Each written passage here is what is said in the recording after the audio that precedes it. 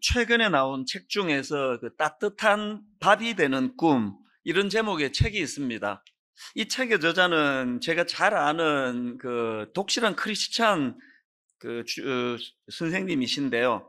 27년째 중고등학교 강단을 지키는 현직 교사입니다. 제가 이 책을 귀하게 여기는 이유가 있는데요. 이 책을 딱 펼치면 그 문장 하나가 이렇게 눈에 확 들어옵니다. 이렇게 되어 있습니다. 나쁜 마음이 아니라 아픈 마음입니다. 그 중고등학교 그 현장에서 뭐 가출하고 일탈 행위를 하고 방황하고 여러 많은 청소년들을 만날 텐데, 그런 아이들을 대할 때 선생님이 이게 나쁜 마음이 아니라 아픈 마음입니다, 이런 마음으로 대할 수 있다면 이 얼마나 귀한 일입니까? 이 문장 하나에서 이 크리스찬 교사인 이 선생님이 어떤 마음으로 그 제자아이들을 대하셨는지를 금방 알 수 있어서 마음이 참 좋았습니다. 그리고 책 제목이 왜 따뜻한 밥이 되는 꿈, 이런 제목인가 봤더니요, 거기에 소제목으로 다시 한번 따뜻한 밥이 되는 꿈이라는 그 파트를 만들어 가지고, 이게 뭐 너무나 아름다운 그 문장도 너무 아름답습니다. 그 주옥 같은 그 긴 그 시 하나가 거기에 담겨져 있는데, 일부를 제가 읽어 드리겠습니다. 꿈꿀 기회조차 잃어버린 채 숨가쁘게 살아가는 우리 아이들에게 자신만의 아름답고 소중한 꿈을 갖게 할 순 없을까요? 배고픈 사람을 위해 따뜻한 밥이 되는 꿈, 목마른 사람을 위해 맑은 샘이 되는 꿈, 사방 백리 안에 굶어 죽는 자 없게 하라라던 경주 최씨 가문의 가훈 같은 거룩한 부담감으로 채워진 조금은 묵직한 꿈, 우리 아이들의 가슴을 이런 꿈들로 뛰게 할 순 없을까요? 의사가 되는 것이 최종 꿈이 아니라 의사로서 실천되는 소중한 사명이 최종적인 꿈이 되게 할 순 없을까요? 연봉을 비교하는 것이 아니라 각자의 소명을 비교하는 성숙한 마음으로 살게 할 순 없을까요?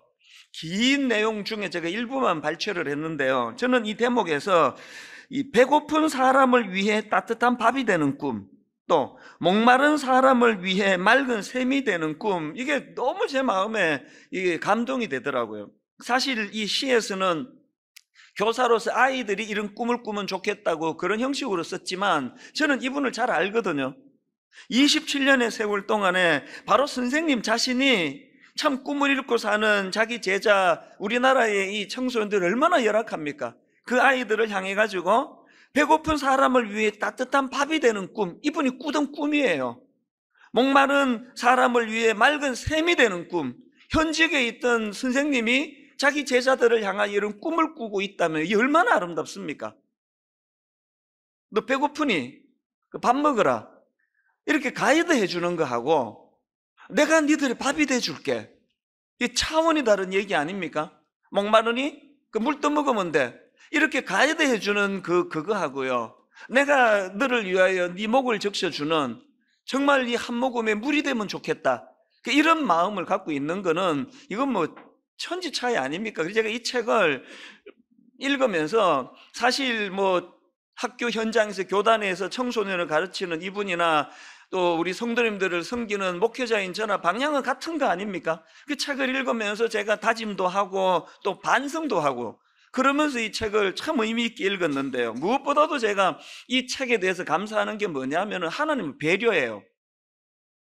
지난주에 제가 이제 우리가 요즘 사도신경을 공부하고 있지 않습니까? 사도신경 중에 성령으로 잉태하사 동정녀 마리아에게 나시고 하는 예수 그리스도의 탄생, 이 성육신에 대해 제가 준비하면서 막 책도 이만큼 구입하고 뭐 논문도 보고 자료도 뽑아놓고 2000년 역사 가운데 성육신과 관계되는 무슨 논쟁, 뭐 이단, 이런 쪽으로 내가 설교를 준비하는데 하나님께서 네가 방향이 틀렸다는 거예요. 그렇게 설교하면 안 된다고 제게 말씀해 주시는 걸 제가 경험한 겁니다. 사실 여러분, 이 성육신 사건이 막 우리가 이해하기에 그렇게 어려운 내용은 아니지 않습니까? 하나님이신 그분이 우리의 죄를 사하시려고 인간의 몸을 입고 오셔서 우리의 죄를 십자가를 통해 용서해 주셨다, 이해할 수 없는 내용 하나도 없습니다. 왜 이게 우리가 이해하기가 힘드냐? 이건 우리를 향하신 하나님의 어떤 배려예요. 그 배고픈 사람을 위하여 너 밥 먹으라 이게 아니고 따뜻한 밥이 되어 주신 사건이에요. 목마른 인생들을 향하여 맑은 샘이 되기를 원하시던 사건, 이게 성육신이라는 거예요. 이게 막 머리에 담기에 막 너무 복잡한 방법을 쓰셔서 어려운 게 아니고요. 이 사랑이 너무 크시기 때문에 죄성을 가진 우리 머리에 담기지 않는 사건이에요. 우리가 이해하기에는 너무 버거운 겁니다. 그래서 제가 이 책을 대하면서 오늘 설교의 방향을 다 바꿨습니다. 뭐 좀 아깝긴 하지만 논증하느라고 자료 모은 거 이런 거 다 뒤로 돌리고 뭐 언젠가는 또 쓸 기회가 있겠지만, 이런 의미에서 제가 깨달은 오늘 설교의 포인트가 어떤 방향이어야 하는가 하면은요, 예수 그리스도의 성육신 사건은 죄로 인해 사망의 길을 걷고 있는 인간을 내버려 두지 못하시는, 그걸 방치하지 못하시는 우리 하나님 아버지의 무한하신 사랑의 측면, 이걸로 성육신 사건을 우리가 살펴봐야 된다는 것입니다. 제가 이런 맥락으로 성경을 뒤져보니까요, 예수님의 성육신 사건을 이런 맥락으로 설명한 구절이 꽤 많이 나오더라고요. 예를 들면은, 자, 요한일서 4장 9절입니다. 하나님의 사랑이 우리에게 이렇게 나타난 바 되었으니 하나님이 자기의 독생자를 세상에 보내심은 그로 말미암아 우리를 살리려 하심이라. 여기 보니까 예수님의 성육신 사건을 하나님의 사랑이 우리에게 이렇게 나타난 바 되었으니, 이걸로 지금 설명하고 있지 않습니까? 그리고 또 우리가 잘 아는 요한복음 3장 16절도 마찬가지입니다. 하나님이 세상을 이처럼 사랑하사 독생자를 주셨으니 이는 그를 믿는 자마다 멸망하지 않고 영생을 얻게 하려 하심이라. 이 성육신 사건을, 독생자를 주신 사건을 하나님이 세상을 이처럼 사랑하사, 여기에 뭐 무한하신 하나님의 사랑이 다 담겨 있는 거 아닙니까? 오늘 본문 마태복음 1장 20절 21절도 보니까요, 예수님의 탄생을 설명하는 과정에서 그 의미를 이렇게 설명합니다. 이 일을 생각할 때에 주의 사자가 현몽하여 이르되 다윗의 자손 요셉아, 내 아내 마리아 데려오기를 무서워하지 말라. 그에게 잉태된 자는 성령으로 된 것이라. 아들을 낳으리니 이름을 예수라 하라. 이는 그가 자기 백성을 그들의 죄에서 구원할 자이심이라 하니라. 무슨 뜻입니까? 배고픈 사람을 위하여 내가 밥이 돼줄게. 목마른 너희들을 위하여 내가 맑은 샘이 돼줄게. 이게 성육신 사건이라는 겁니다.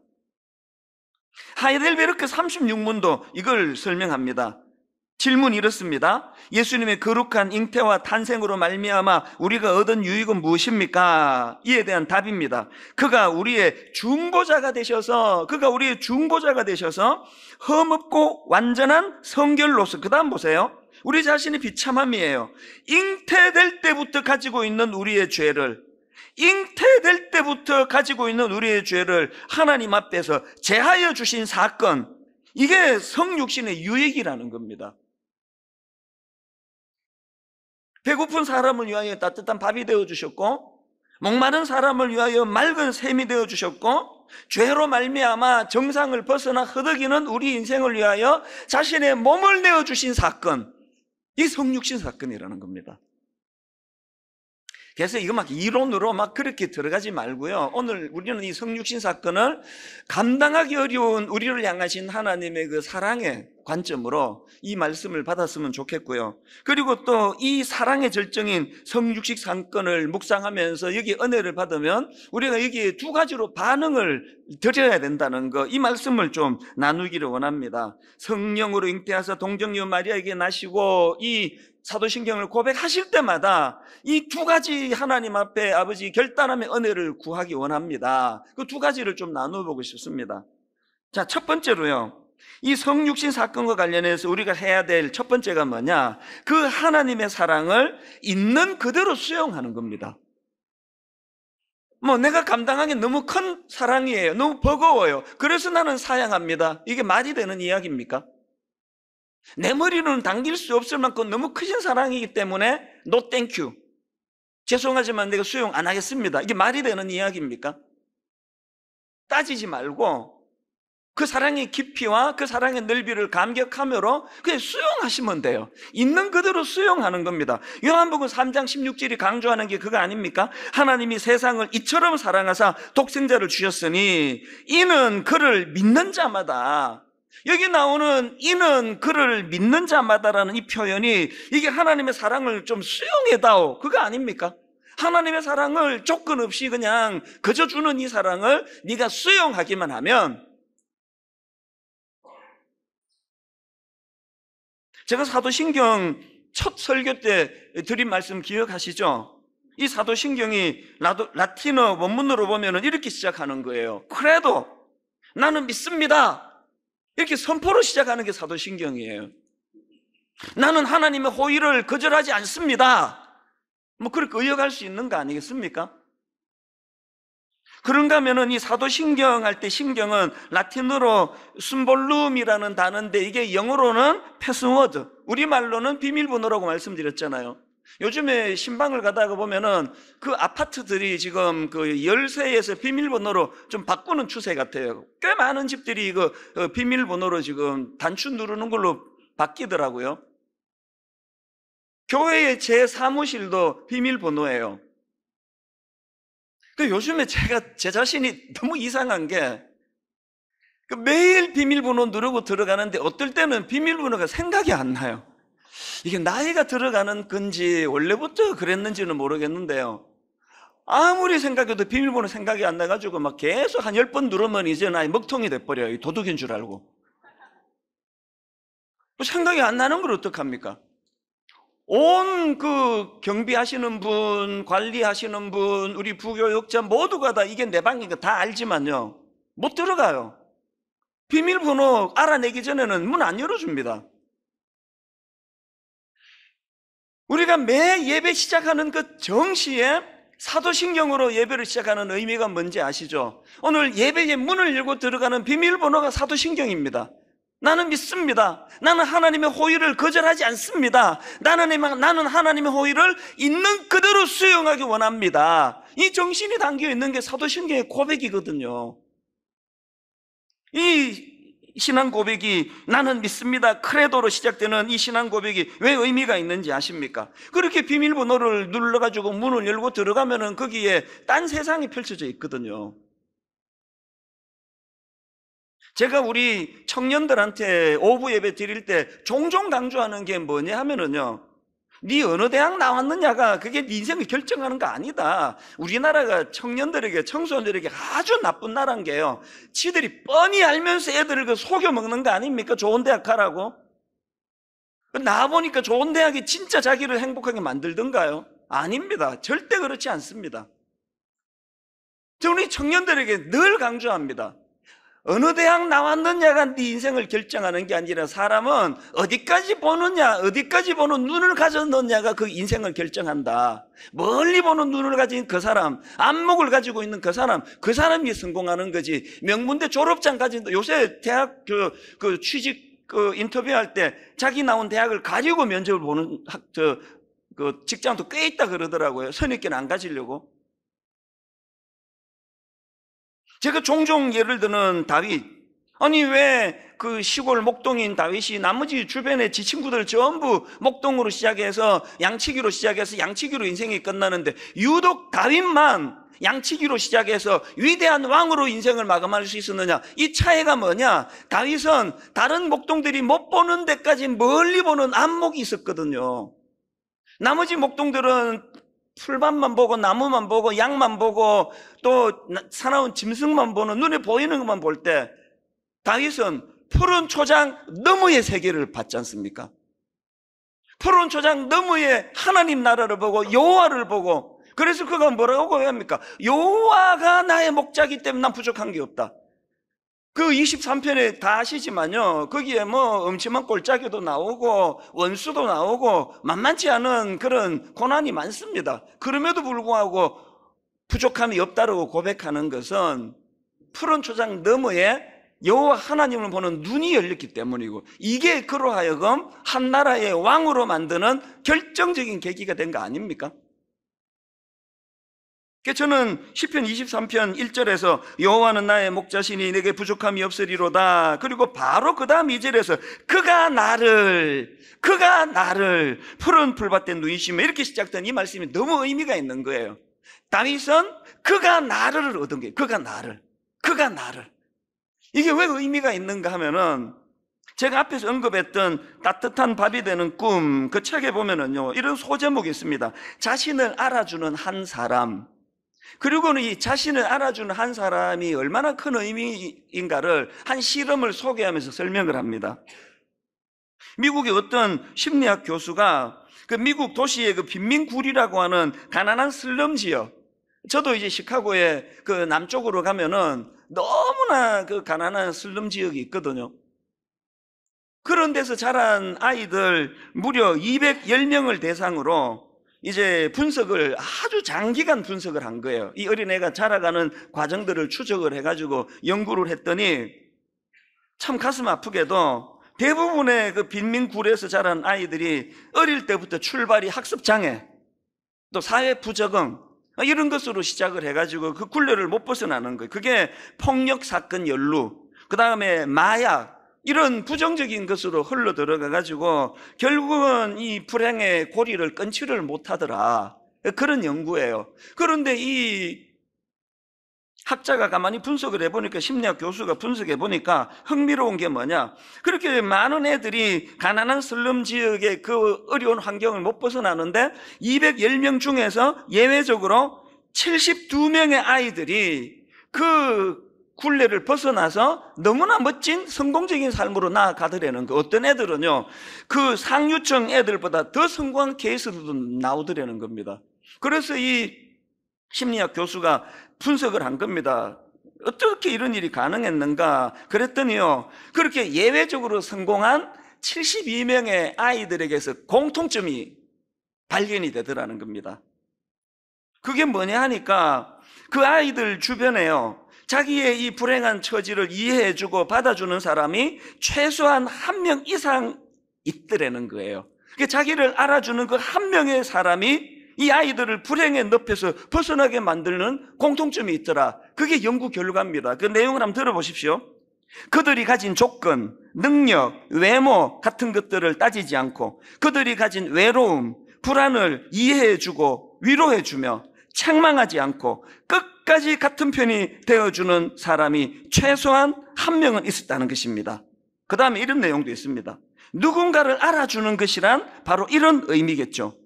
깊은 절망 속에서도 고무공처럼 다시 튀어오르게 하는 힘은 나를 알아주고 믿어주는 누군가가 있을 때 생겨납니다. 이 말이 저에게 왜 눈물인지 아십니까? 제가 이번에 미국 집회 3주 동안 조금 그 강행군은에 조금이 아니고 좀 심했습니다. 5개 지역을 돌면서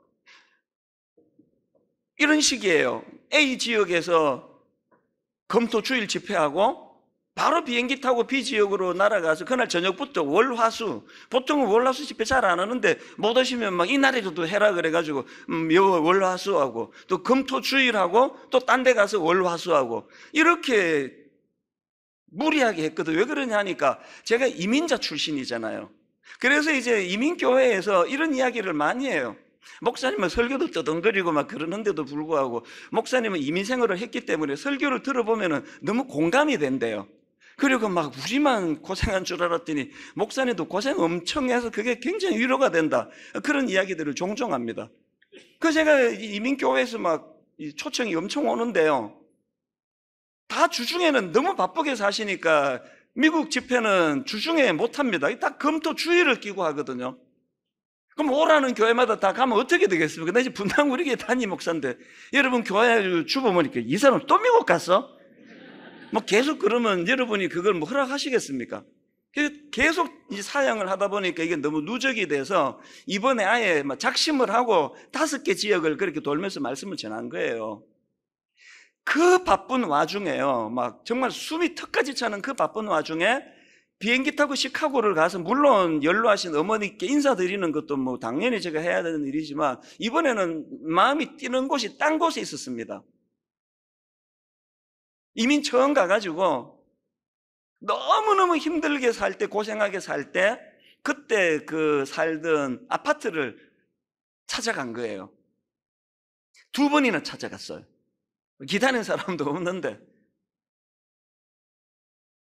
그 미국이 참 내 이해가 안 되는 게 뭐냐면, 제가 살 때 이미 그게 100년 된 목조 건물이라 그랬거든요. 그래가지고 방음도 안 되고요. 밑에 집에 무슨 일로 싸우는지 막 다 들려요. 한국말로 하면은. 이 샤워를 하는데 이 수압 조절이 안 돼가지고요. 한창 샤워하고 있는데 겨울에 그것도. 밑에 집에서 소변을 보고 물을 확 내리면 갑자기 이제 찬물을 그분이 많이 쓰면은 샤워하다가 뜨거운 물이 막 뜨거라 그러면서 이렇게 나가야 되는 게 뭐 일주일에 뭐 한두 번은 있을 정도의 100년 된 목조 건물에 제가 살았거든요. 아주 싸기 때문에 뭐 글로 간 거 아닙니까? 이번에 가보니까 이제 그러고 뭐 지금 한 40년 세월이 흘러 140년 됐는데 그렇게 하고 또 살더라고요. 그렇게 재건축 이런 건 그 나라에는 없습니다. 제가 너무너무 고생 많이 하고 나중에 통장에 20불까지 떨어졌는데 이제 취직은 안 되고 했던 그 절망을 경험했던 지역이기 때문에요. 나중에 한국 돌아오고 한때는 그쪽으로 고개도 돌리고 싶지 않더라고요. 그랬던 끔찍한, 내 기억에 끔찍한 지역인데 왜 제가 이 바쁜 와중에 비행기 타고 가서 2번이나 그 현장을 제가 찾아갔을까요? 왜 그랬을까요? 은혜 받고 영화는 열고 났더니 의미가 달라지는 거예요. 인생은 해석이에요. 인생은 상황 아닙니다. 근데 뭘 해석하게 됐습니까? 힘들었던 거 맞습니다. 고생 많이 했던 거 사실이에요. 한때 그쪽으로 고개도 안 돌리고 싶을 만큼 끔찍했던 거 맞습니다. 그러나 이번에 제가 발견한 게 뭐냐, 그럼에도 불구하고 그 시카고 고생하던 그 가난한 그 지역에서 자신을 알아주는 그 한 사람을 내가 발견했거든요. 날 알아주시던 예수 그리스도 그 한 분, 내가 가진 조건, 내가 가진 능력, 내가 가진 외모 이런 것들로 따지지 아니하시고 내가 가진 외로움, 내 불안을 이해해 주시고 위로해 주시고 책망하지 않으시고 끝까지 내 편이 되어 주셨던 예수 그리스도를 인격적으로 만났던 데가 그 동네 그 집이거든요. 자신을 알아주는 그 한 사람이 그 가난한 극빈 지역, 미국의 가난한 슬럼 지역에 예외적으로 그 가난을 극복해내게 만드는 능력을 제공해 줬다고 한다면, 여러분, 우리가 예수 그리스도의 나심을 매 예배 때마다 신앙으로 고백하면서 성령으로 잉태하사 동정녀 마리아에게 나시고라는 이 대목을 고백할 때마다 어떤 의미를 부여하는 거예요? 그 한 사람이 목말라는 우리에게 내가 너의 샘이 돼줄게, 배고파하는 아들에게 많은 사람들이 왜 밥 먹지 왜 그걸 굶고 있니, 이런 충고는 내가 많이 들었지만 친히 주님이 밥이 되어주셨던 그 사건을 경험한 곳이 시카고이기 때문에 요즘에는 그 지역이 저의 눈물의 장소예요. 그리고 그 지역이 감동의 장소예요. 사도신경의 의미를 여러분들이 매일 사도신경을 고백할 때마다 조건 없이 이렇게 밥이 되어주시고 샘이 되어주시는 그 은혜를 사양하지 마시고 거절하지 마시고 그것을 수용하는 그런 믿음의 자녀들 되시기를 바랍니다. 그 주님께서 마태복음 1장 23절로 임하고 계세요. 보라, 처녀가 잉태하여 아들을 낳을 것이요 그의 이름은 임마누엘이라 하리라 하셨으니 이를 번역한즉 하나님이 우리와 함께 계시다 함이라. 눈물 나는 말씀 아니겠습니까? 그런가 하면 두 번째로요, 이 하나님 사랑의 절정인 성육신 사건을 접할 때마다 우리가 기억해야 될, 드려야 될 한 가지가 더 있습니다. 그걸 수용해서 누리는 것도 중요하지만 두 번째가 뭐냐, 이 성육신 사건을 순종과 사명으로 연결시키는 거예요. 지금 한국교회가 많이 어렵습니다. 그 모든 책임은 우리 그리스도인들에게 있다고 저는 생각합니다. 그동안 우리가 은혜 받았다고 떠들고 다니고 간증을 많이 했지만 그 놀라운 성육신의 무조건적인 그 사랑을 성육신의 정신으로 승화시켜서 우리도 낮은 곳으로 임해 우리도 연약한 이웃을 돌보는 일을 안 한 모든 책임이 오늘 나라가 이렇게 혼란스러운 결과라고 저는 생각합니다. 그래서 마음이 아픈 거예요. 여전히 뭐 네가 잘못했네, 내가 잘못했네 이러고 있는 현실이 가슴 아플 뿐입니다. 주님이 언제 우리처럼 이론으로 떠드시던가요? 그냥 가난하고 병들고 소외된 사람들 찾아가셔서 그들과 함께 하시고 호흡하셨던 그분이 예수 그리스도 아닙니까? 많은 오해와 비난을 감수하시면서도 그 당시 손가락질 받던 창녀와 세리들 곁을 떠날 수 없으셨던, 이게 성육신의 정신 아닙니까? 풍랑이는 바닷가에서 자기들이 갖고 있는 실력으로는 이 풍랑을 해칠 수 없는 절망의 그 현장으로 찾아가셔서 안심하라, 내니 두려워 말라. 이게 성육신 아닙니까? 성육신의 정신. 제가 이걸 오픈해야 되나 말아야 되나 고민을 많이 했고 제 아내랑도 의논을 했는데요, 이것이 어떤 가십으로 전락되지 않기를 바라면서 제가 말씀을 드립니다. 2주 전에 제 아내가 유방암 수술을 했습니다. 이번에 유방암 발병 소식을 듣고, 더군다나 제가 없을 때, 저는 미국에 사명으로 3주간을 정신없이 다닐 때 이제 건강검진을 받았는데, 이제 미국에 가 있는 동안에 연락이 왔습니다. 여보, 뭐가 좀 이상하대요. 그래서 이제 초음파 검사를 받았더니 너무나 감사하게도 유방암이기는 한데 막 완전 초기라는 거예요. 그래서 너무 감사하다고 생각했습니다. 그랬는데 한 3일 있다가, 한 일주일 됐나, 한 며칠 있다가 억장이 무너지는 연락이 다시 온 거예요. 초음파상으로는 너무나 이게 뭐 완전 초기인데 조금 더 민감하다고 하는 MRI 촬영을 했더니 그게 아니라는 거예요. 그 조직 검사한 세포 주변에 암세포로 의심이 되는 많은 것들이 전체에 지금 퍼져 있다는 거예요. 초음파 검사 때보다 뭐 훨씬 더 범위가 넓고 위험한 상황이라고. 그래서 이제 또 제 아내는 집회하는 제게 방해가 된다고 뭐 어지간하면 의논도 안 하고 괴로워했는데, 그 의사분이 이제 수술하시는 분이 결정을 내리시기를 이거는 전체를 절제해야 된다.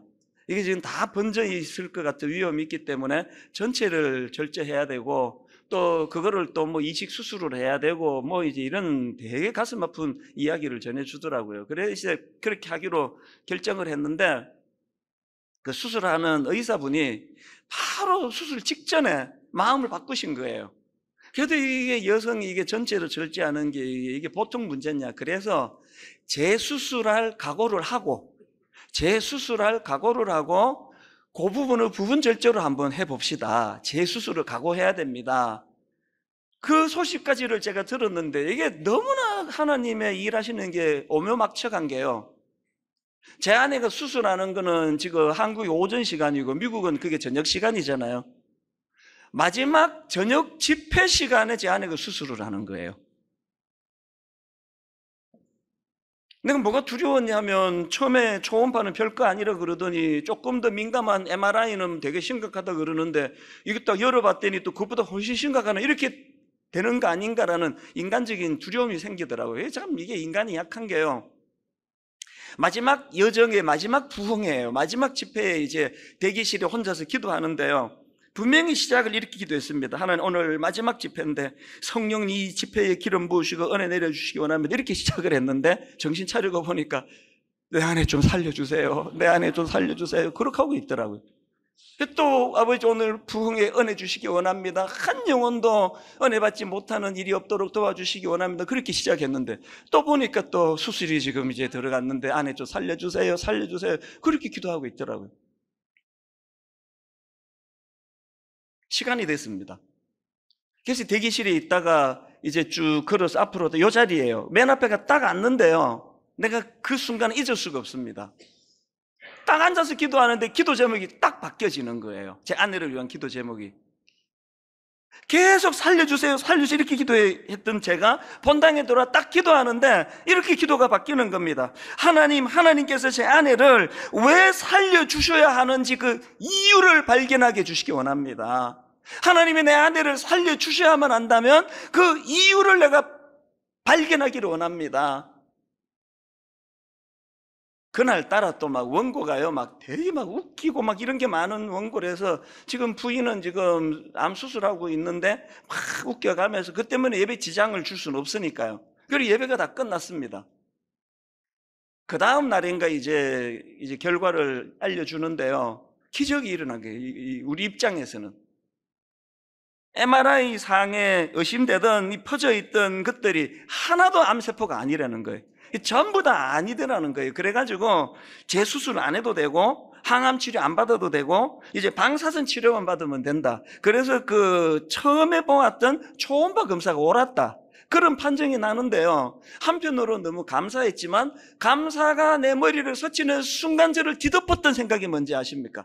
바로 하나님께 약속을 드리는 거였습니다. 하나님이 제 아내를 살려주셔야만 하는 이유를 오늘부터 제 아내와 더불어 답을 찾아드리겠습니다.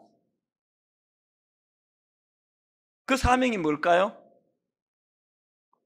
저는 이번에 하나님 앞에 기도하면서 하나님, 제 아내의 이런 원치 않는 이 가슴 아픈 이 일이 정말 수많은 이런저런 아픔을 가지고 신음하고 병들고 경제적인 문제, 이런저런 고난에 있는 분들의 마음을 헤아릴 수 있는 성육신의 정신을 회복하는 재료가 되게 해 주시옵소서.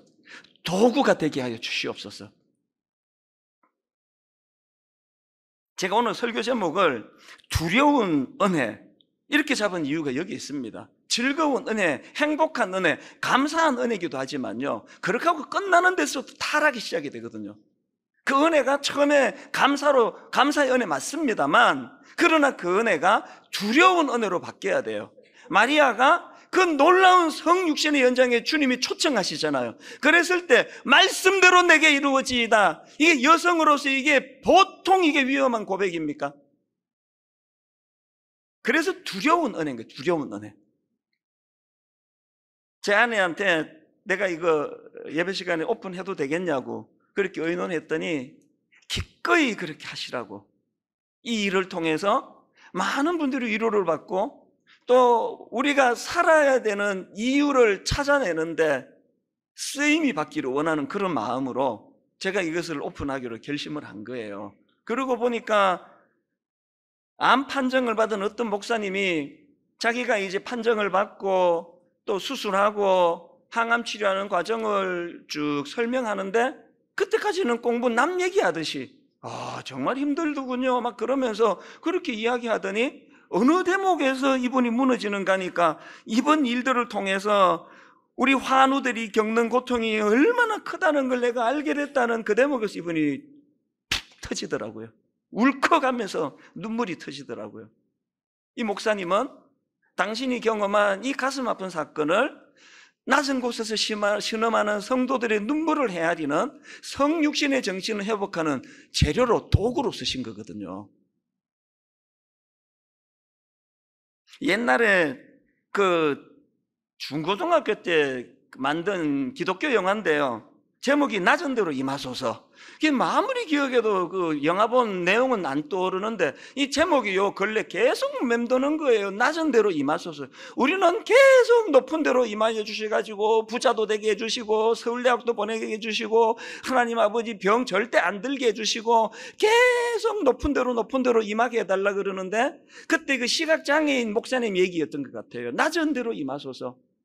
오늘 한국 교회가, 아니요, 오늘 한국 사회가 위기예요. 밖에서 일본이, 미국이 어쩌고, 난 그거 별로 겁 안 내는데요. 지금 우리끼리 지금 이렇게 그냥 우리끼리 미친 듯이 싸우다가 이게 어떻게 되는 건가 너무 두렵거든요. 한국 사회가 이렇게 된 거는 그냥 복 받았다는 간정은 막 엄청 넘쳐나는데 그 받은 복을 흘려보내지 않는, 낮은 곳으로 임하는, 연약한 이웃을 돌보는 일을 하지 않는 우리들의 변질과 타락에서부터 이 사회의 위기가 시작된 거 아닌가. 그래서 저는 여러분 이번 이 말씀을 정리하면서 두 가지 여러분들과 나눌 것인 숙제가 있는데요, 오늘부터 다시 일주일 동안 금식을 선포합니다. 지금 우리 나라가 혼란스럽고 나라가 어렵습니다. 네가 잘못했네, 내가 잘못했네, 이럴 정신이 아니고요, 모두가 한 마음이 되어 이제 한 주간 동안 금식하시고 새벽기도, 수요예배, 금요기도에 나오셔서 이 위기를 만난 우리 조국 대한민국 위해 기도하는 시간을 주님 이름으로 선포합니다. 그리고 기도할 때 특별히 아버지 회개의 역사가 일어나기 원합니다. 믿는 우리들의 죄악을 주님 앞에 토해놓는 한 주간이 되기를 원하고요, 무엇보다도 이렇게 은혜 많이 받았다고 그렇게 간증이 난무하는 한국교회에서 그 받은 은혜를 낮은 곳으로 흘려보내는, 가난한 이웃에게, 병든 이웃에게, 신음하는 자들에게 흘려보내는 이 성육신의 정신을 구현하지 못한 우리들의 죄악을 하나님께 토해놓을 때 하나님께서 이 나라를 회복시켜 주실 줄로 믿습니다. 여러분, 우리나라 망하지 않습니다. 안 망합니다. 예수 그리스도가 이 나라를 지켜보고 계세요. 우리들의 회개를 기다리고 계실 뿐이에요. 두 번째로요, 이번에 이 성육신 정신을 살리기 위해서 다시 한가위 사랑 나눔, 저희가 매 추석 설날 때마다 여러분들 그 선물 교회에서 박스 나누어 드리고 그 박스 안에다가 뭐 고추장, 된장, 또 간장, 치약, 생필품, 뭐 참치, 이런 것들을 박스에 담아가지고 전달하는 일을 매년 한 2,000박스 가까이 나옵니다. 올해는 3,000박스가 나왔으면 좋겠어요. 성육신을 실천하는 건 뭐 어마어마한 몸을 불사라는 것만이 아니에요. 제가 이번에 미국 가서 내 마음이 아팠던 게요, 수박 한 덩어리가 막 이렇게 큰데요, 수박 한 덩어리가 5불이에요. 5불. 우리나라 돈으로 뭐 5,000원 정도. 우리나라는 이 수박 한 덩어리가 2만 원이에요. 내가 그 미국에서 수박을 먹으면서 계속 마음에, 여름 내내 이 수박 한 덩어리 먹고 싶은데 이거 한 덩어리 사 먹을 돈이 없는 분이 계시는데 계속 그게 마음에 쓰이는 거예요. 왜 우리나라에 수박이 이렇게 비싸야 되지? 그 마음을 여기에 담자는 거예요. 여러분, 우리가 조금 아끼고 절약해 해서 박스에다가 내가 먹고 싶은 거, 싸구려 위주가 아니에요. 내가 먹고 싶은 거, 그런 것들을 담아가지고 전달해주면 이번 추석이 그분들에게는 낮은 곳으로 임한 하나님의 사랑을 경험하는 계기가 되는 줄 믿습니다. 결론을 이렇게 맺기를 원합니다. 배고픈 사람을 위해 따뜻한 밥이 되어 이 땅에 오신, 목마른 사람을 위해 맑은 샘이 되어 이 땅에 오신, 죄로 말미암아 하나님의 관계가 깨져버린 우리 인생을 위하여 인간의 몸을 입고 십자가의 자리로 걸어가신 그 성육신의 정신을 많이 누리시고 또 그 정신을 회복해서 많이 흘려보내 베풀고 섬기는 그런 그리스도인들 되시기를 주님 이름으로 축원합니다.